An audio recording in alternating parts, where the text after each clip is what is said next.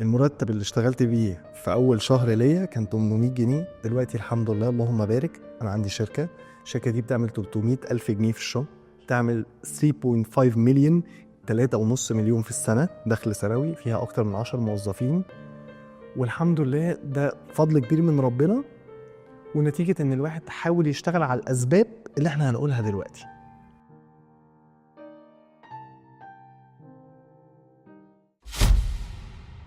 مش اشتغلت يا لبيب. عامل ايه يا ناجل؟ انا زي الفل. اهلا، ازيك بيك؟ إيه الاخبار؟ الحمد لله يا ناجل، انت عامل ايه؟ والله زي الفل يا لبيب، وشكرا جدا يا لبيب انك انت نورتني النهارده في ظل الحوارات اللي عندك. انا عارف انت مسحول ومشغول جدا، وتليفونك ما شاء الله مش بيبطل خالص من الناس اللي عماله تسالك يا كابتن اعمل ايه، مش عارف ايه يا كابتن، انا تراي عندي معلق، ايه تراي معلق دي مش عارف بس قشطه.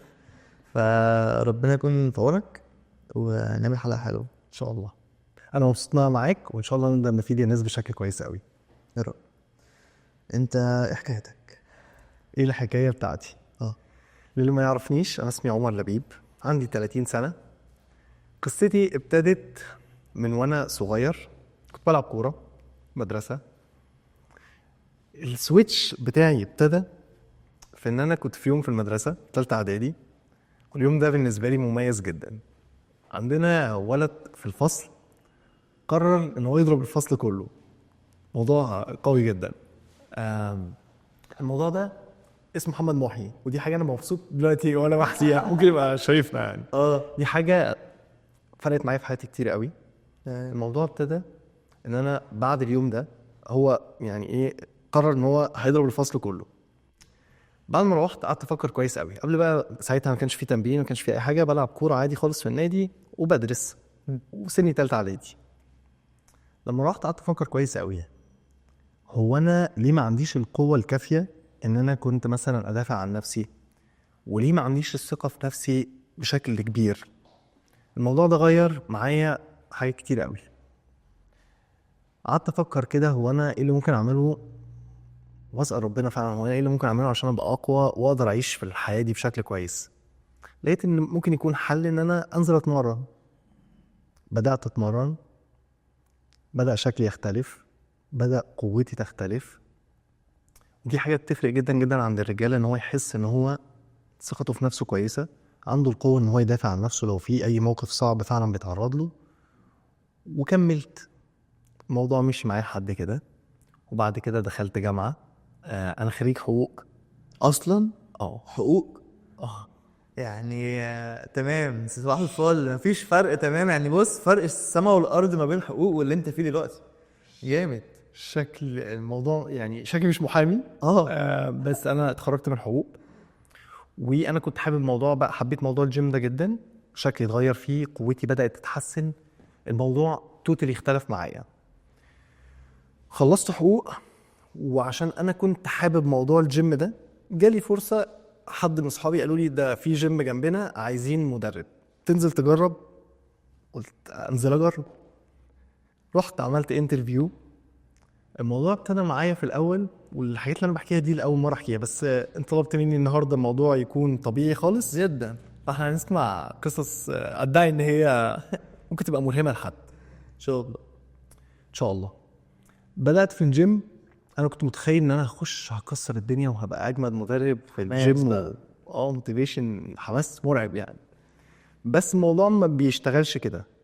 لما تيجي تبتدي اي شغل جديد بقى في مشاكل، في صعوبات، وبتحاول تحل و الموضوع ابتدى بان انا بحاول بس اساعد الناس وارجع الاوزان واكتسب بعلم ان انا اقدر اساعد الناس. ممكن دي تبقى حاجات صادمه للناس عارفاني دلوقتي جدا في الماركت، بس دي البدايه. الموضوع ابتدى كده، الموضوع ابتدى ان انا اكلت علقه في المدرسه صعبه جدا، قررت اروح الجيم.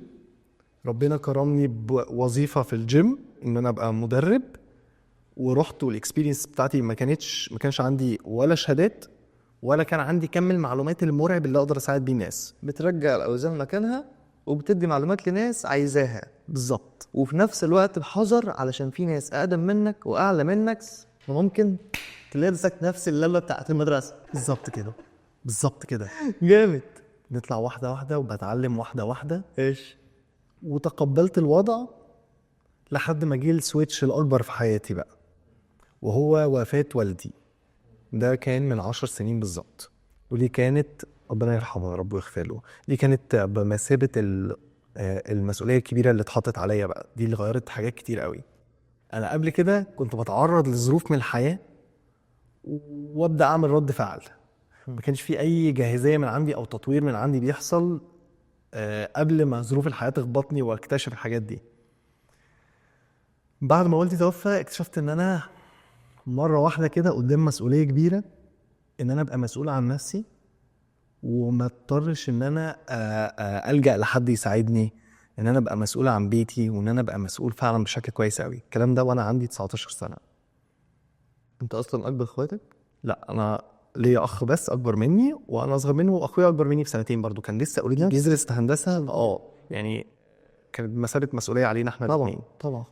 ان انت هتكمل مصاريفك وطبعا ماما يعني ربنا يحفظها هي كانت بمثابه الاب والام وكل حاجه، وساعدت كتير جدا جدا جدا في كل حاجه تقدر تساعد فيها.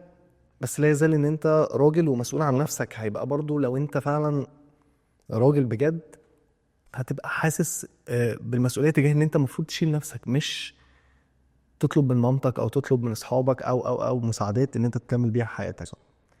الموضوع اخذ من هنا منحنى المسؤوليه بقى، وابتدت قصه النجاحات او التطور تطلع من هنا. قبل كده ده كله ضلمه بس، اما انت لسه في النفق، اه الشاب بتتحسس طريق حاسس جنب. وعمال اخد بقى بوم بوم يمين شمال لحد ما جت الصدمه دي. بعدها اكتشفت، قعدت مع نفسي شويه وايقنت ان الحياه دي بيبقى فيها ظروف خارجه عن ارادتك، مش هتعرف تتحكم فيها، سواء بقى ان انت ما كنتش قوي كفايه، سواء وفاه والدك اكيد كنت محتاج السبورت بتاعه، بس خلاص في حاجات هو ربنا كتبها ودي حاجات بره دايره تاثيرك تماما. واكتشفت ان انا ليا دايره تاثير صغيره ممكن اشتغل فيها، هي دي اللي انا اقدر فعلا اتحكم فيها واعمل حاجه. حلو. فاكتشفت ان هنا اللي انا اقدر اعمله ان انا ابقى مسؤول عن نفسي، ما اقعدش اقول ان الظروف اللي حواليا مش كويسه، البلد صعبه، الظروف صعبه، المنافسه صعبه. خرجت الدايره دي من دماغي، لان الدايره دي ما كانتش بتعملي اي حاجه غير ان هي بتخليني اسلو داون وانزل خطوات لورا بس. وده تركز في دايره تاثيري، ايه اللي انا ممكن اعمله.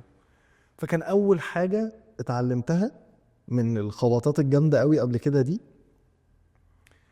ان انا محتاج ابقى مسؤول عن نفسي، ومحتاج ابقى مسؤول عن نفسي بشكل كبير، وابقى مسؤول عن اللي بيحصل لي في حياتي. ولو ال5 ل10 سنين اللي جايين، الكلام ده وانا عندي 20 سنه بقى، قبل دلوقتي بالظبط ب10 سنين، ان اي حاجه هتحصل لي انا ليا دور فيها. رد فعل، انت رد فعل من الاخر. بالظبط. بقيت كويس، يعني بقيت كويس جدا في السنين اللي جايه دي، ده عشان انا حاولت اعمل كده. بقيت وحش، ده عشان استسلمت للظروف بس اللي حواليا الوحشه. فانا حاولت ان انا اخد المسؤوليه بشكل كبير، وقلت انا هحاول اتعلم الحاجات اللي ناقصاني عشان تبقى نقطه قوه عندي وحاجات اقدر اشتغل بيها لقدام. وانا اصلا طبيعي شخص عاطفي وخجول، والشغلانه بتاعه البيرسون تريننج محتاجه ذكاء عاطفي عالي ولغه حوار جامده جدا. انا كنت بتكسف، ما كانش الموضوع سهل بالنسبه لي، وكان مطلوب مني ان انا اعمل حاجه اسمها سيلز. ودي هنيجي لاول نقطه بقى بالنسبه لي كانت صعبه جدا. تمام. ان انا المفروض ابيع للناس عشان اقدر اديهم خدمات، يعني عشان اقدر اسرفايف بقى في الحياه وابقى مسؤول عن نفسي. حلو. كويس. ففي 5 مراحل كده انا مريت بيهم. ال5 مراحل دول هشرحهم واحده واحده، ولو الناس استفادت منها 1% انا هكون مبسوط جدا بده. بس دول فعلا فرقوا معايا بشكل كبير قوي، وهم علميا مهم ان اي حد عايز يتطور، حتى لو هو وظيفه عايز يخرج بره الوظيفه ويشتغل فريلانس، عايز يفتح شركته، مهم ان هو يكون عنده درايه بال5 دول اللي ساعدوني ان انا اوصل لنتائج كويسه. طب النتائج الكويسه دي ايه؟ يعني دي حاجه اسمها بروف، هتساعد الناس كتير قوي ان هي تتشجع على ده.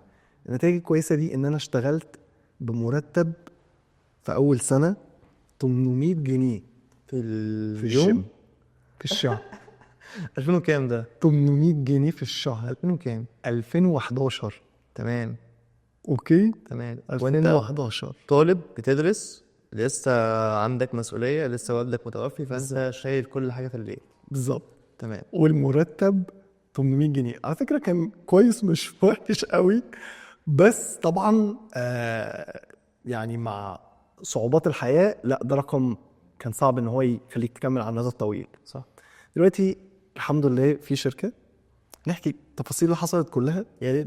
بس ده مهم قوي ان الناس تبقى عارفة الموف دي عملت ازاي، لان ده هيساعد كتير قوي ان قد ايه المعلومات دي فيها فاليو وفعلا بتساعد بشكل كويس قوي. المرتب اللي اشتغلت بيه في اول شهر ليا كان 800 جنيه. دلوقتي الحمد لله اللهم بارك انا عندي شركه، الشركه دي بتعمل 300 الف جنيه في الشهر، بتعمل 3.5 مليون، 3.5 مليون في السنه دخل سنوي، فيها اكتر من 10 موظفين. والحمد لله ده فضل كبير من ربنا، ونتيجه ان الواحد حاول يشتغل على الاسباب اللي احنا هنقولها دلوقتي. هي قلنا اول حاجه المسؤوليه، ان انت تاخد مسؤوليه دايره التاثير بتاعتك. في ظروف بره صعبه شويه، ممكن تكون حواليك ظروف صعبه جدا جدا في الوقت الحالي، مضغوط، عندك مسؤوليات بس تاخد مسؤوليه ان انت تطور من نفسك، وتاخد مسؤوليه ان انا ليا دايره تاثير اعرف اشتغل منها دلوقتي. الدايره الصغيره اللي في ايديا، اللي في ايدي ممكن اعمله ايه هعمله. بالظبط. تمام. تاني حاجه اتعلمتها بقى، ودي كانت في الرحله قصه كبيره جدا، سيلز. انا دلوقتي جوه الجيم مطالب مني ان انا تارجتس معينه في اي مكان، لحد سيلز بتبقى مطلوب منه تارجتس معينه، ده بالنسبه له كابوس، والكابوس ده بيتجدد كل شهر، وازاي يقدر يعمل التارجت وازاي يقدر يبيع خدماته. وانا ادعي اللي انا بقوله دلوقتي ممكن ناس كتير تكون حاسه بيه. ممكن لما حد يجي يشتغل سيلز المره الاولى وما عندوش المهارات الكافيه وما اتعلمش عنها خالص، يحس ان هو انا خايف ابيع للناس عشان الناس اصلا مطحونه، الناس ممكن ما يكونش معاها فلوس تشتري الخدمه دي. بتبدا تحط اكسكيوزز وشويه خيالات جوه دماغك عشان انت ما عندكش الملكه او المهاره دي، او مش عارف ايه المعلومات المطلوبه او الاسئله المطلوبه اللي تساعدك ان انت تعمل سيلز ومبيعات بشكل كويس. وبند السيلز ده في اي شركه هو البند الاهم على الاطلاق، ده الكاش فلو، ده الحاجه الوحيده اللي بتدخل للشركه، الباقي البنود كلها بتسحب من الشركه. وبند السيلز ده انا ادعي ان ما ينفعش ان هو يكون متعلم سيلز كويس. ليه؟ لان انت بتعمل سيلز في كل حاجه، انت بتحاول تقنع الناس بافكارك، بتحاول تبيع للناس الخدمات بتاعتك، بتحاول دايما حتى لاسرتك، حتى لمامتك، حتى لمراتك، حتى لاخوك، بتحاول تبيع لهم افكارك وتبيع للناس افكارك عشان تساعدك توصل لها. فموضوع السيلز ده كان الاهم بالنسبه لي على الاطلاق، دي كانت تاني دايره وكانت الاهم بالنسبه لي على الاطلاق. اتعلمتها ازاي؟ الاول خيشت بقى، انت بتخش تجرب، خيشت. قول لي كده، اول مكالمه عملتها وانت او اول بيع عايز تبيع لحد وانت سيلز. بص انا ربنا سترها معايا، سترها ده اللي هنقوله كويس. وانا بتكلم مع حد انا مرنته، وبعد كده قلت له بص الباكجز اهي، لو حابب ان احنا نكمل تقدر تختار منها. دي طبعا مش اكتر طريقه خالص بروفيشنال ان انت تعمل مبيعات، خالص خالص خالص، اللي هو انت مكسوف اصلا. ايوه جدع، كأن واحد دخلك عايز ياخد لبس مثلا من عندك يا نايل، فقلت له ايه بص هم شوف شوف هتعمل ايه. كنت عايز مش عايز براحتك، ما عملتش ولا اي مهمه من السيلز اساسا. بالظبط كده، بالظبط، ما عملتش اي حاجه فعلا. تمام. ربنا سترها ان هو اشترى. بعد كده قلت لا خلاص، يعني ربنا بيقول لي في امل دايما، بس اعمل اللي عليك، بدل ما انت اجتهدت معاه وقفت معاه، لا ابدا ادرس بقى الحوار، ابدا ادرس ازاي تقدر تعمل سيلز عشان الموضوع يبقى يؤتي ثماره فعلا وتعمل نتائج كويسه. مشيت اول سنه كويس وانا بحاول اتعلم على اليوتيوب، بفتح يوتيوب واتفرج بقى على اي حاجات لسيلز، جست بوست، تاخد كورسز بقى والكلام ده. انا 800 جنيه دول بياكلوا ويشربوني ومواصلاتي ودراستي وزي الفل. بالظبط كده. حلو. فتعلمت على اليوتيوب تفاصيلك وحكاياتك ويعني ايه سيلز وازاي ابيع وازاي اسوي وازاي اعمل. الخطوه الثالثه كويس. حاولت والموضوع بقى مشي بقى معايا. بعد سنه الارقام بدات تتحسن جدا، الموضوع بدأ يختلف تماما، وادركت ان جزء السيلز ده جزء مهم جدا جدا عشان اقدر اكمل حتى في الوظيفه العاديه بتاعتي. لان اي حد شغال بيرسونال ترينر، مدرب او انستراكتور، حتى تيتشر، حتى يعني مدرس بيدي معلومات، محتاج ان يكون عنده مهارات سيلز المينيمم عشان يقدر يكبر في شغله وينجح. فالموضوع بدأ يمشي بشكل كويس جدا جدا جدا جدا جدا، لحد ما رحنا لمرحلة ان انا خبطت عند رقم معين مش عارف اعديه. طب هي المشكلة فين؟ انا عرفت ان انا المفروض ابقى مسؤول. تاني حاجة ان انا اتعلم مبيعات كويس، ودول وصلوني لحاجة كويسة. فانا زي اي شاب نفسه يتطور اكتر ويعمل ارقام احسن.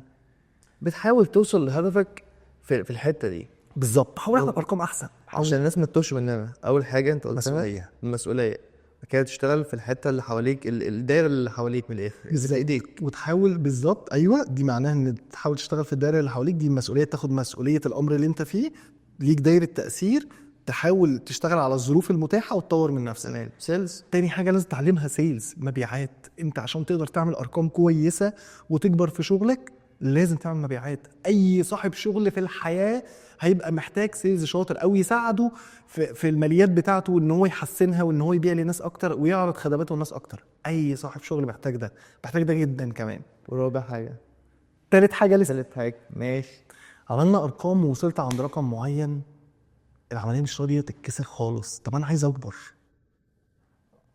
وكمان بصراحه بقى انا كنت قعدت ساعتها سنه 2 3 4 5 لحد 7 سنين جوه الجيم، مدرب موظف.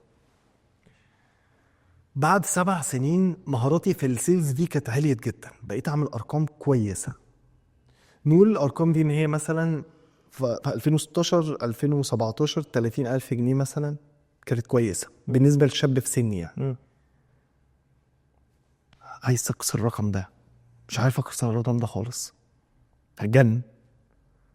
الحل، قلت طب الحل ايه؟ وكان عندي مشكله اكبر كمان بقى، ودي ممكن الناس تكون بتواجهها، ان انا تعبت من ان يبقى عليا مدير انا اشطر منه. انا ساعتها كنت خدت بقى شهادات قويه جدا في مجالي، شهادات قويه جدا هي الاقوى على الاطلاق، اقوى 5 شهادات يتاخدوا في مجال الفتنس والتدريب ده خدتها. مبيعاتي كويسه جدا للشركه وتصنيفي كويس قوي.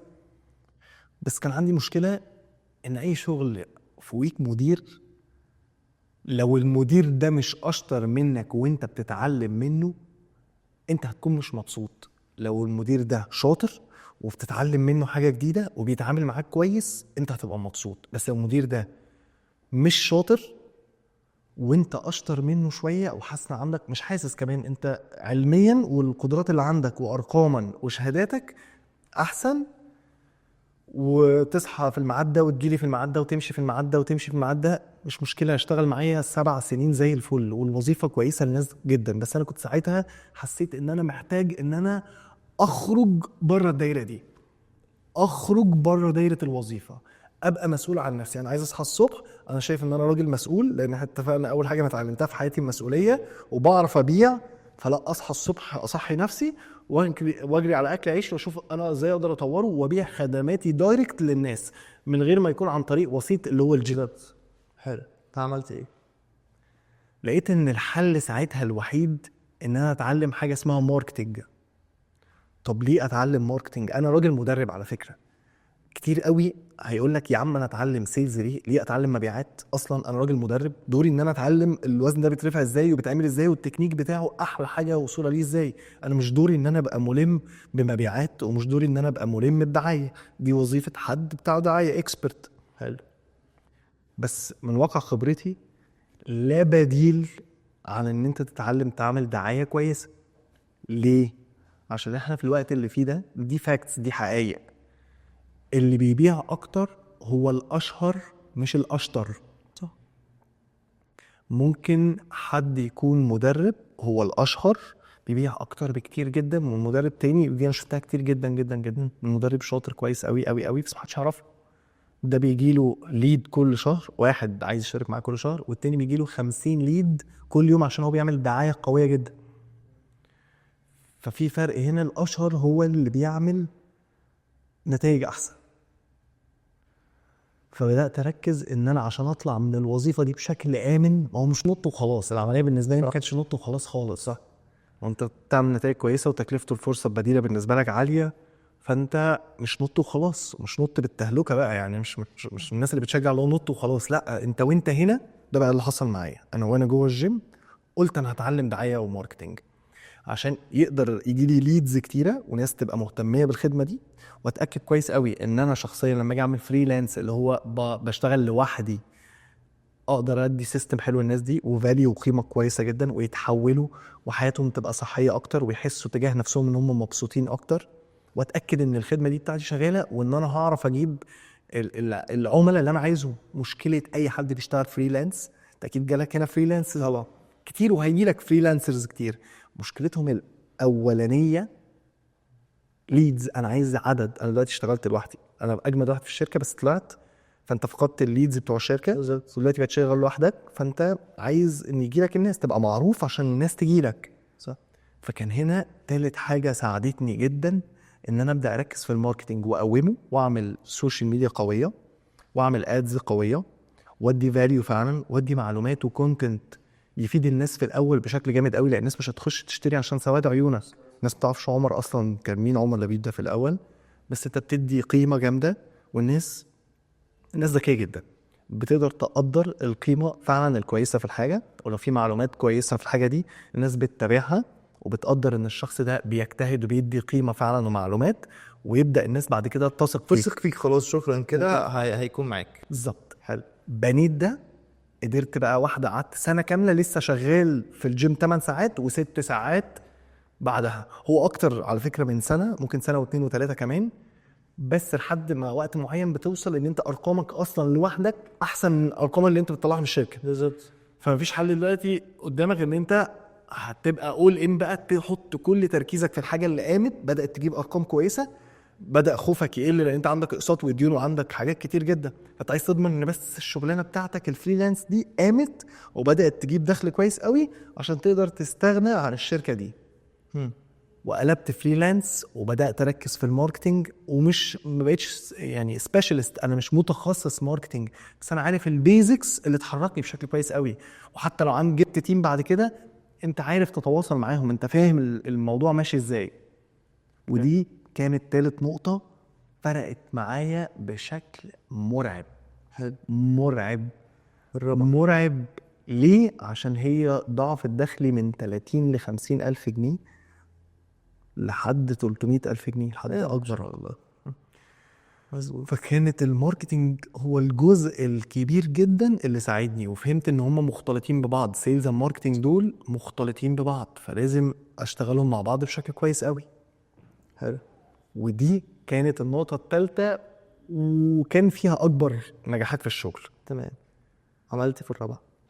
عملت إيه في الرابعة؟ بدأت أعمل تيم بقى، فريق دعاية يساعدني جدا جدا في شغلي.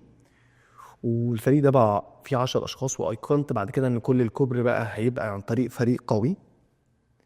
واللي اتعلمته في الخطوة الرابعة بقى حاجات الحياة اللي بتعلمها لك وانت بتحاول تشوف ايه احسن سيناريو يخليك مبسوط في حياتك عشان تقدر تكمل.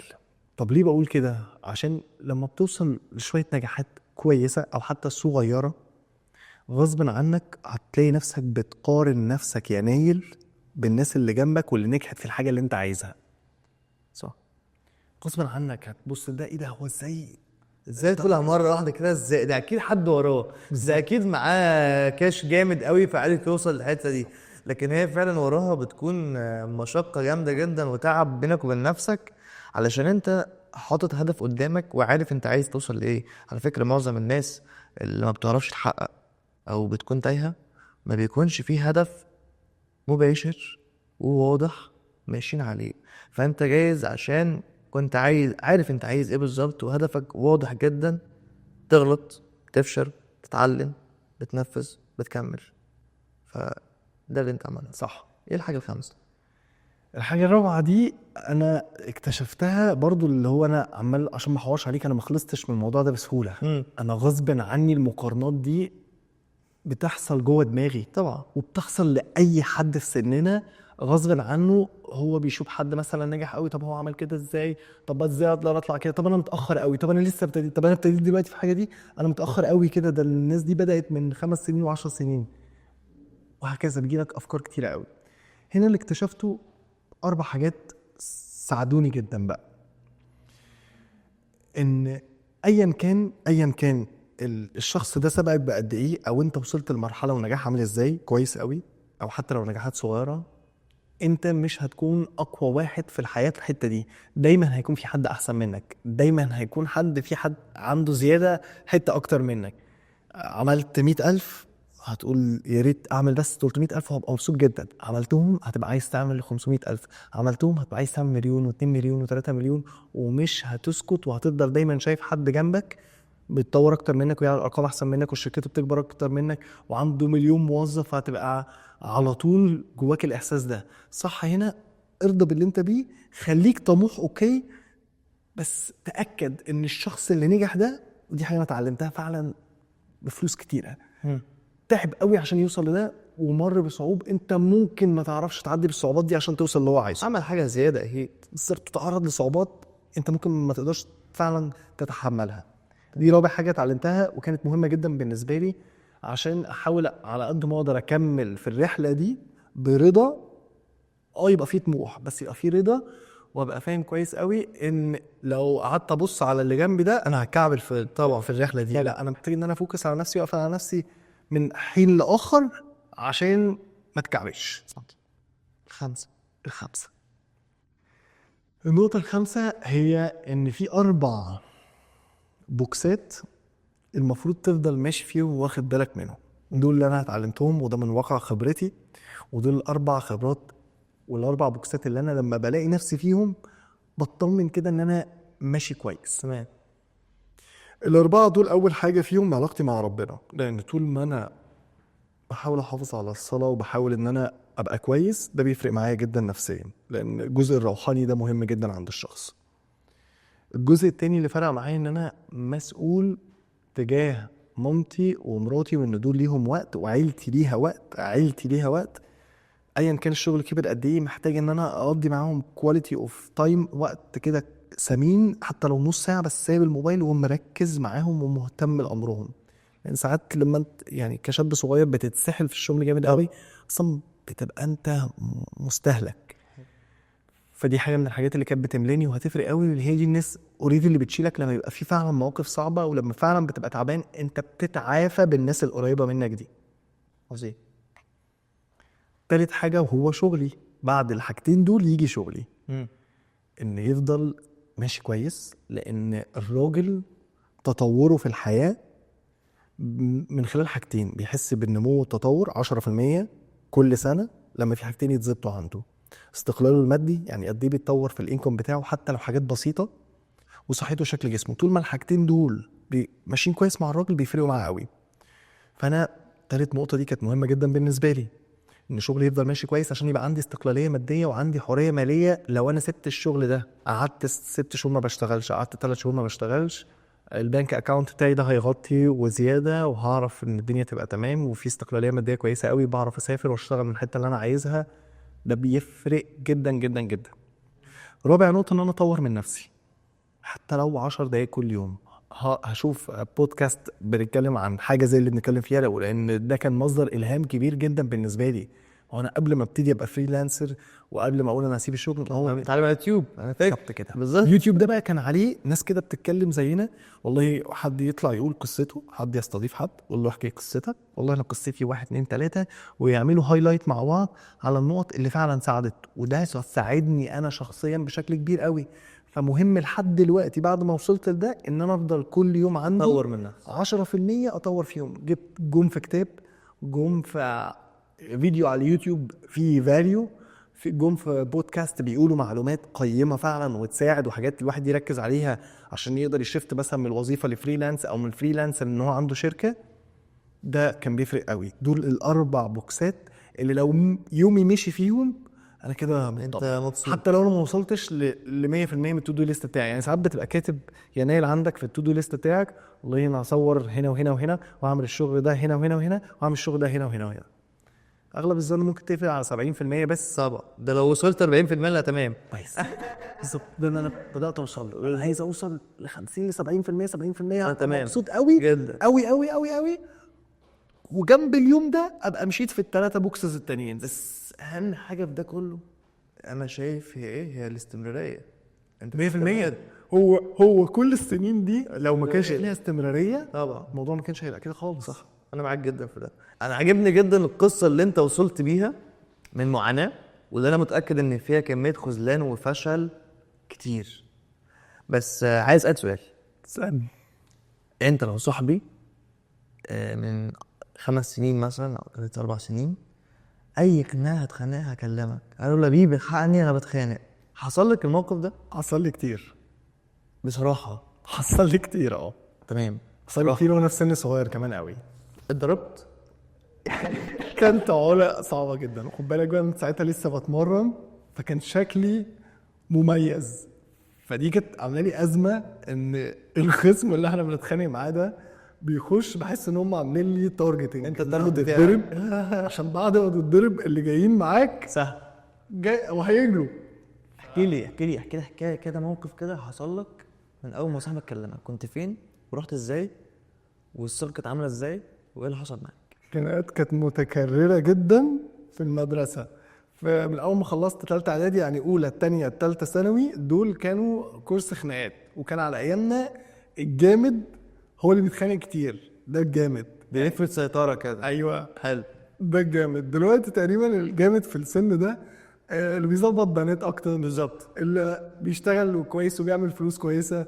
زماننا كان الجامد اللي بيتخانق، ده الباد بول. احكي لي خناقه. كنا طالعين من المدرسه، كان ليا 2 صحابي جدا جدا، يعني لحد دلوقتي لسه صحابي قوي. كان واحد صاحبي اسمه حاتم وسامري. وخارجين من المدرسه وعرفنا ان في واحد صاحبنا رابع بدون ذكر اسمه بيتخانق عند كشك معين بنتكلم عنه كده. فقلنا هنروح بقى نعالج المشكله دي، وقالوا لي يلا عمر. وخلاص بقى، هو في ناس معروفه في المدرسه اللي هو دول بتوع مشاكل جامدين. اتكلم الشباب دي وهم هيحلوا الموضوع. ماشي. فرحنا من غير ما نقول اسامي المدارس. المدرسه الثانيه كانت عنيفه جدا، يعني الشباب ما شاء الله عليهم شباب عنيفه. جامدين. عنيفه جدا. حلو. دخلنا. اللقطه دي بقى للاسف هي حصلت قدام مين؟ حصلت قدام المدرسه كلها. انت عامل كيان في المدرسه عشان انت قوي وبتعمل عضلات. في بنات في المدرسه، سني بقى لسه صغير، انت عايز تروح حلاوه. تبرز قدراتك. الهبه راحت في داهيه. الهيبه راح خالص. احنا رحنا متنا حرفيا. ضربته. وللاسف انا زي ما قلت لك، انا بحس ان التركيز معايا، فانا عايز اروح اختلط مع واحد بس لوحده. هو لازم طويل وفورمه، تلاقي كل الاغزان حواليك تك تك تك تك. هيموت الباقي سهل. جامد. وفعلا احنا ال3 اتعجلنا قدام شمال. المدرسه كلها، وصاحبنا اللي كلمنا ده مشي اصلا. مشي صاحب الخناقه. اه. وانتوا اللي اتدبستوا في العلقه دي. انا عندي سؤال بقى، لما كنت بتتضرب في اي خناقه، انا عارف دلوقتي انت بتضرب ما شاء الله يعني، ربنا كرمني اترقيت. اجتهدت على نفسي لحد ما بضرب دلوقتي. لما كنت بتتضرب كنت من النوع اللي بيقعد في البيت ويكتم في نفسه كده واسبوع ما ينزلش من البيت لما ينزل عيني مكسوره قدام الناس واللي ضرب قدامهم، ولا تمام عادي كلنا بنضرب ونضرب؟ في الاول كنت ببقى حساس جدا، يعني بقعد فعلا يومين و3 بجد انا بقعد افكر وانا ازاي اتضربت كده، وايه اللي كنت ممكن اعمله عشان ما اتضربش كده. لحد ما في وقت معين لا خلاص بتفهم اصلا الخناقات دي ان انت صدقني ضارب او مضروب، يعني ده الملخص، انت مضرور حتى لو ضارب. صح. سواء لا مشكله تكبر وتتحول لحاجه يعني نيابه او كده، ودي برضو اتعلمت منها كتير. صح. عشان وقعت للاسف في الغلطات دي وعرفت ان نهايتها ضارب مضروب كارثه. وخدت مناعه يعني في الاخر، لا خدت مناعه، فهمت ان الخناقه دي عادي ان انت اصلا تضرب وعادي تتضرب برضو عادي خالص. ما بقيتش تاثر فيا زي زمان. الاول لا كنت بقعد فعلا مع نفسي بالليل ازاي كلت العلقه دي. طب بما انك بقى انت كنت بتاع العيله كلها بقى، الفتنس بتاع العيله كلها والفورمه بتاعت العيله، كويس تمام، اي مناسبه اي حاجه اي بتاع كان عليك مسؤوليه. يعني دايما بيقولوا الفورمه، الشخص الفورمه كده بيكون هو مصدر اي مسؤوليه اقولها. يعني مثلا فرح لبيب، خلي بالك انت هتعمل كذا، هتكون مسؤول عن كذا، واجهه بالنسبه لنا. فانت واحد اصلا واجهه حلوه بس تتكسف، فحصل لك مواقف هذا فرح بهدلت الدنيا او بهدلت العيله؟ لا مش قوي، بس اللي بتكسف فيه جدا يعني اللي هو انت ازاي اصلا بتتكسف بالشكل ده. لا في الفرح بصراحه بحاول ابقى محترم، يعني لو في فرح بحاول ابقى محترم على قد ما اقدر عشان ما ابوظش الشخص اللي انا رايح له ده القصه. وفي عيلتي انا مسؤول بس انا يعني مش الشخص اللي هو بيصدروه في الواجهه. لا انا بحب اصلا اروح متاخر في اخر 10 ربع ساعه وايه والم الدنيا. عجبني ان انت متزن، يعني انت عارف قدراتك بس متزن جدا. بحاول. انا عندي سؤال. اي حد عايز يعمل فورمه، تمام، انت ما شاء الله معاك اهو كام واحد، 1 2 3 4 5 كروش، كويس. فاهم؟ يعني حاجه ما شاء كانوا لسه الله. بيطلبوا اوردر يودي جهنم حاجه. بيطلبوا اوردر جميل دهان بقى وحاجات، فاهم؟ لو حد فينا كده جه قال لك يا كابتن ارجوك انا عايز اعمل فورمه، واخد بالك؟ في ناس بتعمل فورمه عشان تحافظ على صحتها وجسمها وتدافع عن نفسها، في ناس بتعمل فورمه علشان بس انا عندي وتاخد حقن وحاجات ومكملات غريبه كده وبتاع. انت مع انهي اتجاه اصلا، او بتنصح بايه في الاول لما حد بيجي لك؟ بنصح دايما ناحيه ان انت تهتم بصحتك، لان ده في المقام الاول اهم حاجه. جسمك ده المركبه اللي بتعيش فيها طول عمرك، فيفضل ان انت تبقى واخد بالك منها كويس قوي. تاني حاجه لا ما انصحش قوي بقصه الهرمونات دي، لان القصه دي مؤذيه جدا جدا جدا صحيا. والحاجه زي ما انت قلت كده اللي بتشو اوف، يعني اللي اصلا بيعمل كده عشان يعرضها وكده الساحل غالبا بيقعد 3 شهور بس. قصته في الجيم تبقى 3 شهور وبعد كده بيريح، ما بيقدرش يكمل لان الموضوع محتاج استمراريه زي ما انت قلت. انا حضرتك بروح دهب بخاف بتكسر اخلع التيشيرت، عندي كاش صغير زيتونه صغننه قد كده والله العظيم، بس ما بتنزلش معايا، والشباب ما شاء الله بطيخه شمامه. مخرج ما ينفعش اقول له حاجه ده. فعندنا بجد معظم الشباب مش عارف بقى اكلها مش كويس، ما بتهتمش. بس يعني لو احنا عايزين نعمل حاجه نعمل ايه؟ ادينا السكه كات. السكه في وجهه نظري ان الشخص يشتغل على نفسه كل يوم 1% بس، 1% بس، ان هو يبقى احسن. زي ايه مثلا؟ من غير جيم. اه انا بتكلم في البيت، من غير جيم. انا راجل كسول. انا في البيت اهو قرارات ال 1% بالنسبه لك ان انت تمنع السكر وتقلل الاكل فيه زيوت فقط لا غير. انت اصلا لو عملت كده وانت قاعد في البيت بس هتعمل تطور مرعب في صحتك وفي شكل جسمك. امنع سكر وزيوت. بالظبط. ايه كمان؟ حاجه تانية ممكن تعملها ان انت تبدا 3 ايام بس في الاسبوع او يومين بس في الاسبوع تنزل تمشي نص ساعه او تعمل تمارين بسيطه جدا في البيت. ودي مفيش اكتر من المصادر دلوقتي اللي بتعرض التمارين في البيت. 3 ايام في الاسبوع بس 10 دقايق بس، ده هيطور جدا كتلتك العضليه عشان كمان تقدر تقوم بالحركه بتاعتك على المدى الطويل، ما تحسش ان انت صح، مكسل تروح جيم، مكسل تعمل حاجه قويه عليك. حلو جدا الاسلوب ده، وهيلاقي نتيجه اللي يعمل كده، هيلاقي نتيجه 100%. وبتتربع على النفسيه. يعني مثلا الشباب كتير جدا بتكتئب وبتقول يعني انا عن نفسي لما اكتئبت فتره وسالت حد قال لي انزل جيم، قلت له يا عم انا مكتئب انا مش عايز اعمل فورم، قال لا بتطلع الطاقه السلبيه. ف بالنسبه لك دي حقيقه اصلا كده؟ حقيقة جدا. انا بروح الجيم دلوقتي علاج نفسي. علاج نفسي؟ والله ده كلام بجد. انا بروح الجيم دلوقتي في المقام الاول علاج نفسي ليا، عشان انا مدرك ان كل بني ادم عنده كم من الشحنات بيتعرض لها، لازم تطلع الشحنات السلبيه دي.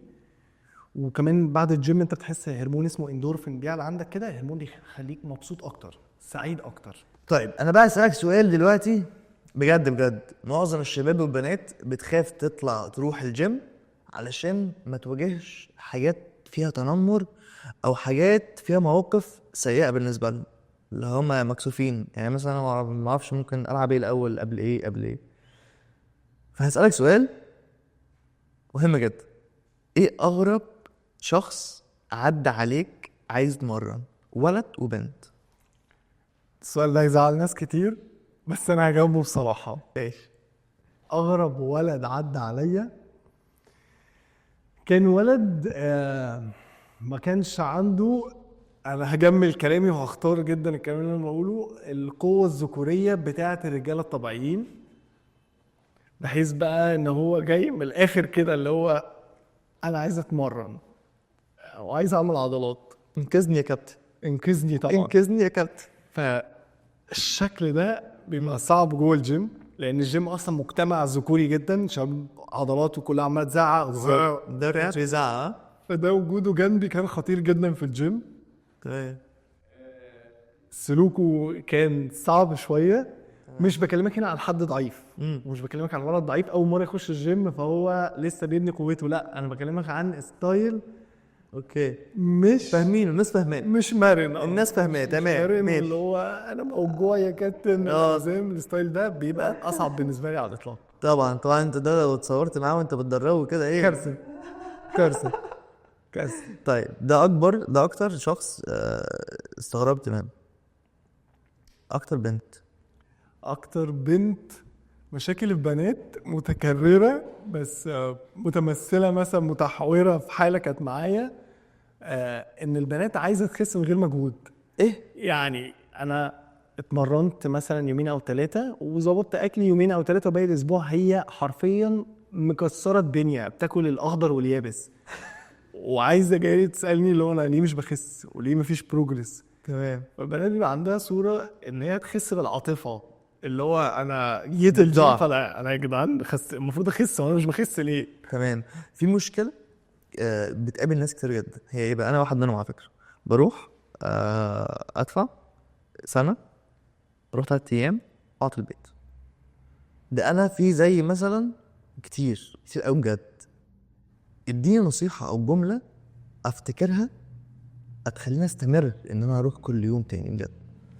انا بشوف اللي يفرق قوي هنا الواي بتاعتك. ليه رحت اصلا من البدايه اشتركت، وليه كنت عايز تروح الجيم؟ غالبا هيبقى سؤال ليه ده بتجاوب عليه بسؤالين او بحاجتين. انا مش مبسوط عن الوضع الحالي ومش راضي على الوضع الحالي، طمعان في صحه وشكل احسن بكتير وعايز ان انا ابقى بطور من نفسي. اي حد بيسعى ان هو دايما يطور من نفسه، ولو هو في شكل جسم مش حلو بيسعى ان هو يطور من نفسه. فدايما افتكر الواي بتاعتك، الليه بتاعتك.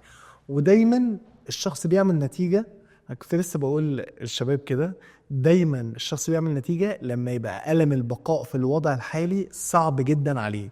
ألم البقاء بمعنى ايه ألم البقاء؟ يعني لما تحس وانت قاعد لوحدك كده في البيت ان شغلك مش ماشي كويس خالص، شكلك مش ماشي كويس خالص، صحتك ضعيفة جدا، في بطن، في جناب، في صدر، في رجالة جامدة جدا جدا، الشخص ساعتها بيوقن ان انا ألم ان انا افضل قاعد في الوضع ده بالشكل ده بشغلي اللي بيتدمر بشكل جسمي اللي مش احسن حاجة، هو ألم مميت بالنسبة لي. فأنا لازم أروح لحتة أحسن، أبدأ بقى أغير عادات الأكل، أبدأ أشتغل ساعات أكتر، أبدأ أعمل مجهود أكتر، أطبق، أجتهد أكتر في شغلي عشان أعمل نتيجة فعلا كويسة. انا سمعت قبل كده جمله اللي هي اهم حاجه اهم من الجيم هو انت بتدخل ايه لنفسك، تاكل ايه. صح. وسمعت برضو مقوله تانية ان اكل الهيلثي الصحي دايما بيكون مكلف، فعشان كده محدش بيعرف يستمر عليه. في ناس بسيطه جدا عايزه تروح الجيم وتبني وتتغذى وتغذيه وكل حاجه بس ما عندهمش امكانيات. يعني بياخدوا 800 جنيه في الشهر والله مش هحكي اب الفوق. أيوه. وبيحاولوا يطوروا من نفسهم، دول يعملوا ايه؟ ولا دي كذبه؟ لا دي أنا شايف دي أولا كذبة، لأن أنا وأنا كنت باخد 800 جنيه في الشهر كنت بقدر أتمرن وبحاول آكل في الظروف المتاحة. دايما بتشتغل ايه الحاجات المتاحه في ايديا اللي اقدر اعملها علشان اكمل، بالظبط عشان استمر. بالظبط. وانت ايا كان وضعك، انت متخيل ان هو صعب قد ايه؟ صدقني هتلاقي ناس وضعها اصعب، في ناس عايشه في خيم وبتحاول ان هي تعمل حاجه وتذاكر وتجتهد وتشتغل على نفسها. فانت شوف ايه الظروف المتاحه وحاول تشتغل منها. حلو النجاح ده كله، احكي لي حاجه فشلت فيها ولما فشلت قلت لا انا ممكن ما اكملش في الطريق ده. اوكي، انا في كذا حاجه فشلت فيها، حاجات كتير، بس مستمر تكمل في الطريق ده، يعني مهما تفشل انت عايز تكمل. انا دي المنتاليتي بتاعتي دايما. انا فشلت انا بتعلم حاجه عشان لما اجي اعملها بعد كده اظبطها بشكل احسن. بس اللي خيشت فيها ولحد دلوقتي لسه ما ظبطتش معايا، من 2 كده جالي فكره ان انا افتح مشروع مع صحابي للاكل الصحي والسبلمنتس. حلو ده. فقعده القهوه او قعده الكافيه اللي انت بتشرب فيها كوبايه القهوه، مشروع هيكسبنا 1,000,000 جنيه في خلال شهر. والله قصدي الفكره بس. خش بوم تلاقي ان انت خيشت جامد جدا. تقعد تصرف وبومب ويب سايت مصاريف اوبريشن كل حاجه تصرف عليه كويس قوي، بس انت ما عندكش الاكسبيرينس الجامده في الموضوع، ما عندكش خبرات حلوه، ما عديتش بكذا تجربه قبل كده، خيشت جامد؟ مش ما جربتش عند حد، خيشت جامد جدا جدا جدا. كام؟ خيشت حوالي 200,000 جنيه، بس انا كنت صغير فبالنسبه لي ده كان رقم، وكنت كل انا اللي جايبه ما كانش حد مديهولي، فانا كنت موجوع جامد جدا من بس ده. اتعلمت منه. اتعلمت منه كويس قوي. طيب خليني اسالك سؤال. بما انك موجود في الماركت ومعروف، فاكيد بيجي لك كميه رسائل مهوله، ومعظمهم او 70% مثلا ممكن تكون نفس السؤال بس بطريقه مختلفه. ايه اكتر سؤال بيجي لك على السوشيال ميديا؟ بص انا بيجي لي دلوقتي اسئله كتيره جدا من شباب صغيره بتسعى ان هي تشتغل. انا ممكن اعمل لك اديتنج، ممكن اعمل لك ديزاين، ممكن اعمل لك ثاب نيل، ممكن اعمل لك. ده انا بحترمه بصراحه جدا. يعني عمري ما ارد على وحش على الناس دي، بالعكس انا بحاول اساعدهم جدا. الاسئله بصراحه اللي بتجيلي يعني لو في الشغل بقى بصراحه في الشغل، وبتبقى حاجه بصراحه بايخه جدا جدا يعني جدا، ان هو شخص مثلا يخش يقول لي يا كوتش ابعت لي دلوقتي النظام الغذائي بتاعي ونظام التمرين بتاعي. انا هعمل دلوقتي. فاللي هو يعني انت متوقع مني ايه؟ ان انا هسيب كل حياتي واسيب كل اللي في ايدي واخش حالا اعمل لك البلان بتاعتك واسيب الحياه كلها؟ واظن في ستيب الاول المفروض ياخدها، يعني يجي لك بالظبط. امبادي وحاجات عشان انا ما اعرفش. بالظبط كده صح، يعني في شويه معلومات انا محتاجها منه، وشويه حاجات اتاكد منها ان انا اقدر فعلا اساعده واديله الخدمه دي ان هي تبقى مفيده ليه. لا هو بيخش يامرني يا كوتش ابعت لي النظام اللي انا هاكله واتمرن عليه ال3 شهور اللي جايين، اكن ده حق مكتسب، وان انا قاعد فاضي للمسج اللي هو هيبعتها عشان اعمل له النظام بتاعه. ودي حاجه بصراحه بشوفها يعني غباء جدا جدا جدا، يعني اللي هو يعني لا، استغل وقتك في حاجه احسن من كده وتوقع الكويس دايما. بس يعني حاجه غريبه جدا وبتحصل مع زمايلي كتير قوي قوي. احنا كده شبه خلصنا الحلقه، لكن في حاجه مهمه جدا محتاجك هتسيب سؤال او نصيحه للضيف اللي هيجي بعدك وانت ما تعرفش هو مين ده، تحب تقول له ايه؟ هسأله سؤال، ماشي. ايه اكبر حاجه لو اشتغلت عليها دلوقتي تنجحك وتودي شغلك في حته تانية خالص؟ ايه اكتر حاجه لو اشتغل عليها تنجحه وتودي شغله في حته تانية خالص؟ ده السؤال. ده السؤال حلو ده، عشان تعرف هو عارف هدفه ولا لا. بالظبط. وكمان اشوف ايه اكتر حاجه هو بالنسبه له مميزه، شايف ان هو لو اشتغل عليها هتطوره جامد جدا. دي بالنسبه لي تبقى معلومات مهمه جدا، وده بالنسبه لي اهم سؤال انا بساله لنفسي اصلا. ايه اكتر حاجه لو اشتغلت عليها دلوقتي هتنجحني؟ لو هتسيب له نصيحه. لو هسيب له نصيحه هقول له والله انا اتبسطت ياخد الموضوع بشكل عفوي ويتكلم فعلا عن قصصه. ده ممكن يلهم ناس كتير، ان الشخص يتكلم بعفويه وبطبعه وبشخصيته، ده اكتر حاجه بتوصل للناس. والله انت انسان جميل. حقيقي انت انسان جميل، وانا اظن الفتره الجايه هجيلك انا والخمس شباب دول يلا بميني باص كده مع بعض عشان نظبط الدنيا بتاعتنا كلها، نظبط الفورمه كلها. يلا بينا. مبسوط بيك، وانا كمان جدا. ان شاء الله حلقه قويه ان شاء الله. وهتكون ملهمه ان شاء الله. يلا بينا.